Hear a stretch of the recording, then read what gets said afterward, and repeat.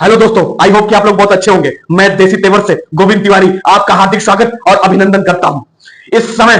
इस समय जो चुनावी माहौल है, बहुत गर्मी गर्मा चल रहा है, क्योंकि हरियाणा और जम्मू का रिजल्ट जो चौंकाने वाला आया है, वो भारतीय जनता पार्टी के अस्तित्व को और बढ़ा दिया है। क्योंकि कांग्रेस ने जो हरियाणा और जम्मू में ललकारने का काम किया था, उन्होंने कहा था हरियाणा और जम्मू में भारतीय जनता पार्टी को हम भगा के मानेंगे। हरियाणा और जम्मू की जनता जानती है कि कांग्रेस का अस्तित्व और कांग्रेस के काम और वर्क को जानती है, इसलिए कभी भी भारतीय जनता पार्टी के को पतन नहीं करेगी। पर ये जो राहुल गांधी का ये वाणी हरियाणा में जो गूंज रहा था, अब ये उल्टा पड़ गया है, क्योंकि हरियाणा में कांग्रेस की सरकार का बहुत बड़ी हार हुई है, बहुत बड़ी झटका मिला है राहुल गांधी को। इसको देखते हुए समाजवादी पार्टी के मुखिया अखिलेश यादव और चंद्रशेखर रावण, जो भी अपने भी उम्मीदवार हरियाणा और जम्मू में लड़वाए थे, पर चंद्रशेखर रावण का तो जितने भी उम्मीदवार थे वो 500 वोटों के लिए तरस गए थे, और अखिलेश यादव जी के जितने भी उम्मीदवार हरियाणा और जम्मू में लड़े थे, उनका तो जमानत ही जब्त हो गया। समाजवादी पार्टी का एक भी सीट हरियाणा और जम्मू में नहीं निकला। और रही बात चंद्रशेखर रावण की, तो उनके उम्मीदवार तो किसी लड़ाई में भी नहीं सामने दिखे। योगी आदित्यनाथ से मीडिया वालों ने पूछा कि जो हरियाणा और जम्मू में जीत हुई है और करारी हार से कांग्रेस, समाजवादी पार्टी और चंद्रशेखर रावण की पार्टी जो आघात हुई है, इस पर आपको क्या कहना है। इस पर योगी आदित्यनाथ हंसते हुए कहा कि जनता तो जानती है कि भारतीय जनता पार्टी का जितने भी कार्य हैं वो कैसे हैं। ये सब भारतीय जनता पार्टी जनता के दिलों में बसती है, राज करती है। और ये जो समाजवादी पार्टी के अध्यक्ष अखिलेश यादव जी जो फड़फड़ा रहे थे चुनाव के प्रति, आज इसकी जो फड़फड़ाहट है वो निकल नहीं रही है। ये चंद्रशेखर जो रावण जो आज ललकारते हुए मिल रहे थे चुनाव मैदान में, और भारतीय जनता पार्टी को बार बार उनको आहत पहुंचा रहे थे, और ये कह रहे थे कि भारतीय जनता पार्टी को हरियाणा से और जम्मू से बाहर निकालना है। आज उनकी भी बकार बाहर नहीं निकल रही है, क्योंकि आज इन लोगों की जो जमानत भी जब्त हो गई है। इन लोगों का आज हरियाणा और जम्मू ने जनता ने बता दिया है कि उनका अस्तित्व क्या है, अवतर क्या है।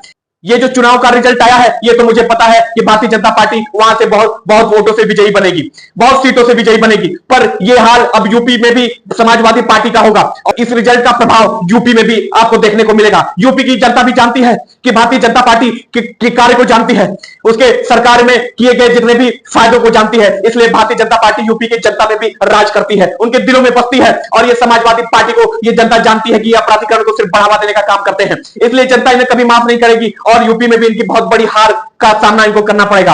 और रही चंद्रशेखर रावण की, तो मैं इनकी बात ही नहीं करना चाहता, क्योंकि इनका अस्तित्व यूपी में क्या कहीं भी नहीं है। ये हरियाणा में दांव फेंकने की कोशिश कर रहे थे, जम्मू में दांव फेंकने की कोशिश कर रहे थे, पर इनका दांव इनके उल्टा पड़ गया। ये 500 वोट के लिए तरस गए हरियाणा और जम्मू में। और रही यूपी की बात, तो यूपी में जो उछल कूद रहे हैं, इनका यूपी में भी अस्तित्व गिरता नजर आ रहा है, इनको हार का सामना तो करना पड़ेगा। ये चंद्रशेखर रावण भी जानते हैं कि यूपी में भी इनको बहुत बड़ा नुकसान का सामना करना पड़ेगा। और समाजवादी पार्टी के जो मुखिया अखिलेश यादव हैं, इनको मैं चेतावनी देना चाहता हूं कि तैयारी करना जोरों शोरों पे शुरू कर दें, क्योंकि भारतीय जनता पार्टी से लड़ने वाले हैं, टकराने वाले हैं, कोई छोटी पार्टी नहीं है। इसलिए तैयारी जमकर करें, क्योंकि हाँ तो तैयारी होने के बाद भी उनकी होगी। ये कहने के बाद योगी आदित्यनाथ हंसते हुए वहां से चले गए।